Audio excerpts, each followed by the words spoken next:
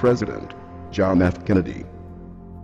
Ladies and gentlemen, the very word secrecy is repugnant in a free and open society, and we are, as a people, inherently and historically opposed to secret societies, to secret oaths, and to secret proceedings.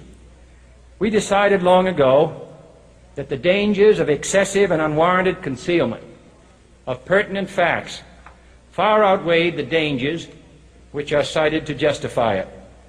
Even today, there is little value in opposing the threat of a closed society by imitating its arbitrary restrictions. Even today, there is little value in ensuring the survival of our nation if our traditions do not survive with it. And there is very grave danger that an announced need for increased security will be seized upon by those anxious to expand its meaning to the very limits of official censorship and concealment. That I do not intend to permit to the extent that it's in my control. And no official of my administration, whether his rank is high or low, civilian or military, should interpret my words here tonight as an excuse to censor the news, to stifle dissent, to cover up our mistakes, or to withhold from the press and the public the facts they deserve to know. For we are opposed around the world by a monolithic and ruthless conspiracy that relies primarily on covert means for expanding its sphere of influence, on infiltration instead of invasion, on subversion instead of elections, on intimidation instead of free choice, on guerrillas by night instead of armies by day. It is a system which has conscripted vast human and material resources into the building of a tightly knit, highly efficient machine that combines military, diplomatic, intelligence, economic, scientific, and political operations. Its preparations are concealed, not published. Its mistakes are buried, not headlined. Its dissenters are silenced, not praised. Its dissenters are silenced, not praised.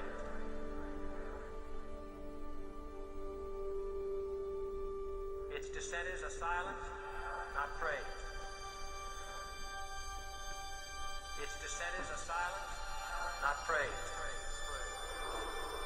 Its dissenters are silenced, not praised. Its dissenters are silenced, not praised. No expenditure is questioned, no rumor is printed, no secret is revealed. No president should fear public scrutiny of his program, for from that scrutiny comes understanding, and from that understanding comes support or opposition, and both are necessary. I am not asking your newspapers to support an administration, but I am asking your help in the tremendous task of informing and alerting the American people. For I have complete confidence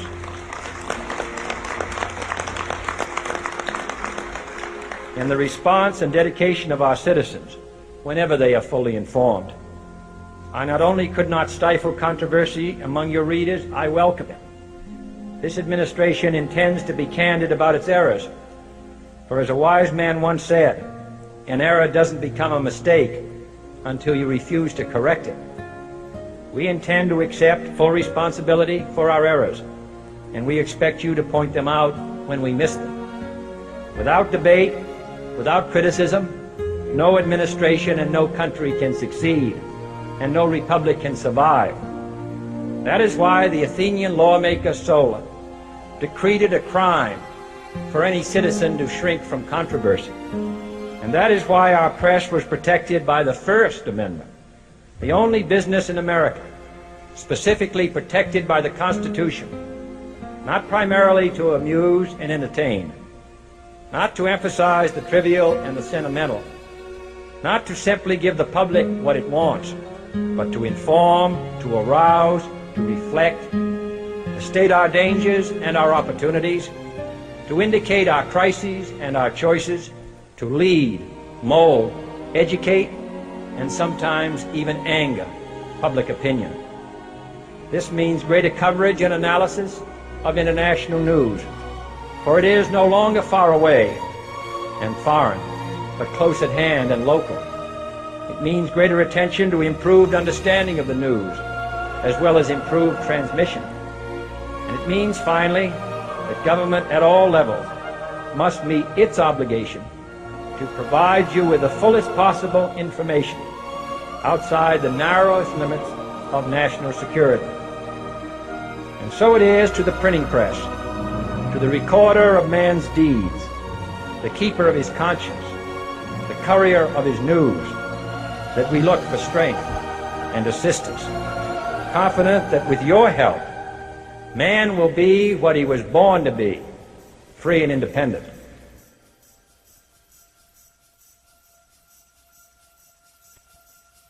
You were both in Skull and Bones, the secret society. It's so secret we can't talk about it. What does that mean for America?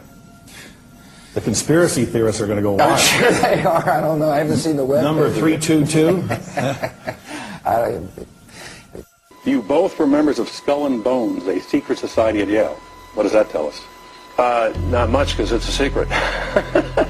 Is there a secret handshake? Is there a secret code? I wish there were something secret I could manifest. 322, a secret number? There are all kinds of secrets, Tim, but one thing is not a secret. I disagree with this president's direction that he's taking the country. We can do a better job, and I intend to do it. And we'll be watching. Be safe on the campaign trail. John Kerry, thanks for joining us. And we'll be right back. It's good to be back at the Council on Foreign Relations. As Pete mentioned, I've been a member for a long time and was actually a director for some period of time. I never mentioned that when I was campaigning for re-election back home in Wyoming. Senator Clinton, how you doing? I'm good. How are you Can I ask you a quick question while you signed that? Sure. It was reported in June of 2006.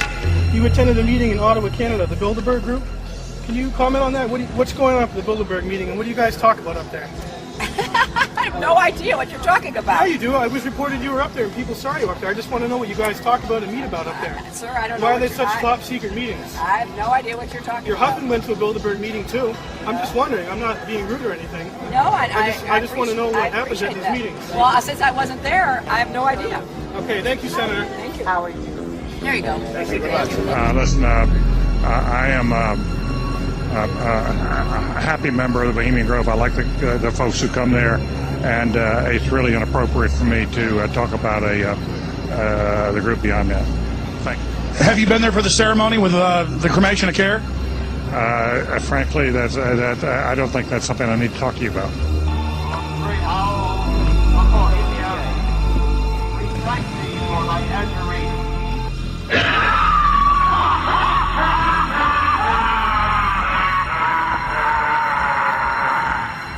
Have you been there for the ceremony with the cremation of care?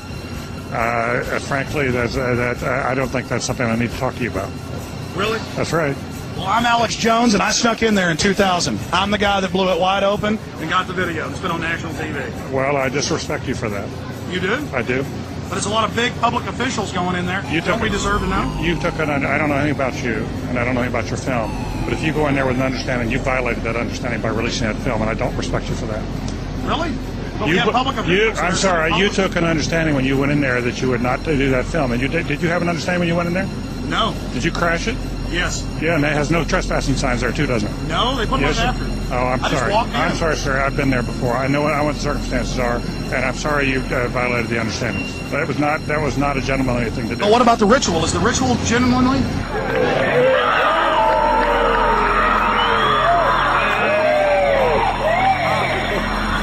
Sir, everything.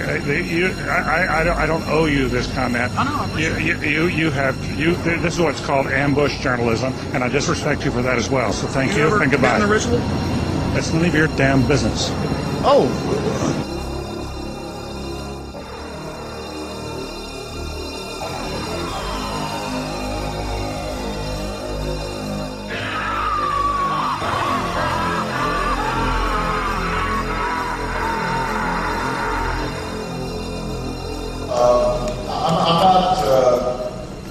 The Council on Foreign Relations, I don't know if I'm an official member. I've spoken there before.